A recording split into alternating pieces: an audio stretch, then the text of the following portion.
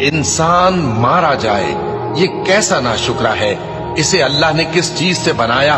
نطفے سے بنایا، پھر اس کا اندازہ مقرر کیا، پھر اس کے لیے رستہ آسان کر دیا، پھر اس کو موت دی سو اسے قبر میں پہنچایا، پھر وہ جب چاہے گا اسے اٹھا کھڑا کرے گا۔ کچھ شک نہیں کہ اللہ نے اسے جو حکم دیا اس نے اس پر عمل نہ کیا۔ تو انسان کو چاہیے کہ اپنے کھانے کی طرف نظر کرے۔ بے شک ہم ہی نے پانی برسایا، پھر ہم ہی نے زمین کو اچھی طرح پھاڑا، پھر ہم ہی نے اس میں اناج اگایا اور انگور اور ترکاری اور زیتون اور کھجوریں اور گھنے گھنے باغ اور میوے اور چارہ، یہ سب کچھ تمہارے اور تمہارے مویشیوں کے لیے بنایا۔